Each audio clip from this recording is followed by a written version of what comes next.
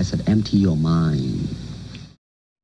Hey everybody, today I'm going to be talking about a very important aspect of self-defense. I might have addressed this in the past and future videos. I'm pretty sure I did, but it's always a valuable lesson to go over again and again. And I know I've discussed this in my books and on my online program, but one of the students asked this and I really wanted to get this information back. So she asked, please speak about why it is important to be aware of your surroundings, especially if you're alone. Now, awareness is the key to being successful in self-defense situations. It's the most important thing you can do. You can avoid most self-defense situations by simply being aware of your surroundings, aware of what's going on. And I want everybody to kind of do this little training tool. I don't want you to walk around in the world paranoid, but what I want you to do is next time you're out and about, I just want you to be observant and look around at all the places that somebody could potentially jump out and attack you. Doorways, hallways, corners of buildings, bushes, behind cars.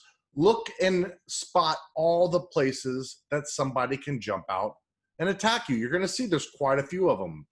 If you're walking in a parking lot, you know, you see a lot of people when they're walking in a parking lot, especially at night, they're walking right up against the trunk of everybody's car. What you really want to do is put yourself more in the middle of the road. If a car is coming, you can see it and get out of the way.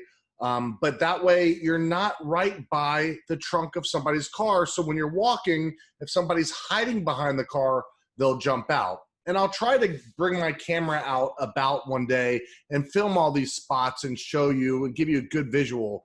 I've really always wanted to do like almost like a commercial on awareness and show everybody all these things, because when you really see the visual, it's something you won't forget, right?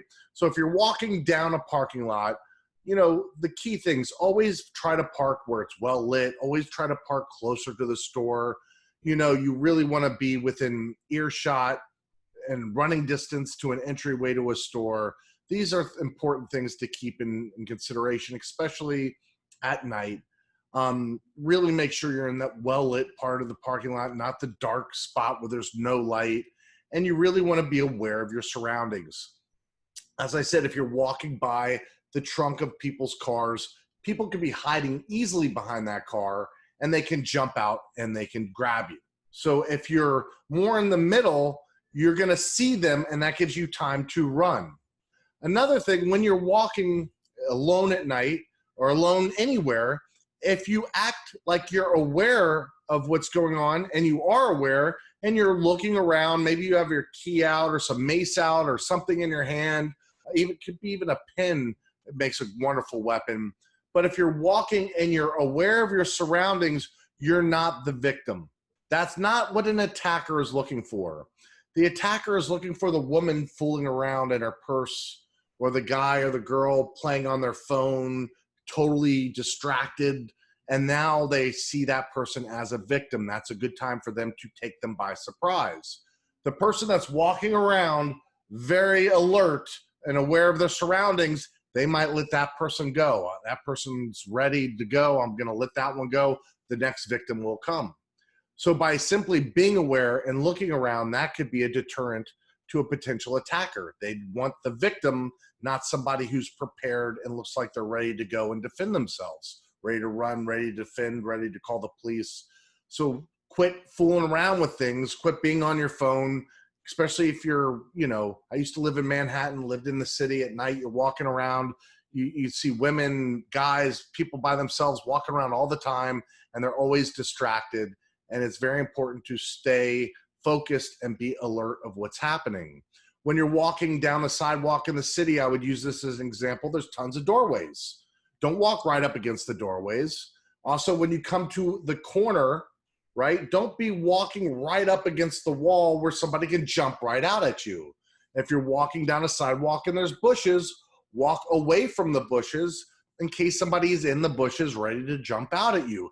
It just gives you that crucial seconds you need to run, react, be prepared to do something. So it's very important where you position yourself.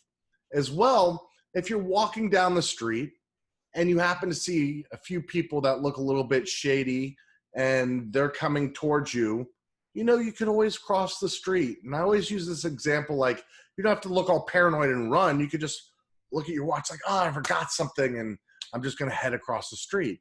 Now, if you see those people head across the street, you know you better get ready to run, that they're stalking you and you're in for trouble. So simple little things like that can really be effective. You're setting some distance, you're putting yourself in a position, you're seeing if they're a threat or not, and you don't have to be embarrassed or worried and see somebody and be like, oh, I'm afraid of them, let me run. Like I said, you could just be like, oh, I forgot something, and just act like you forgot something, and now you're walking across the street or you're turning around and you're putting yourself at a distance away from them. Once again, if you see them start running across the street, now you know you can run into a store, run into a building, try to get some help, call the police, take off, do whatever you have to do, or be prepared to fight and defend yourself. But it's giving you that extra bit of time. So being aware of your surroundings and being aware of who is in the environment around you is very important in your own personal safety.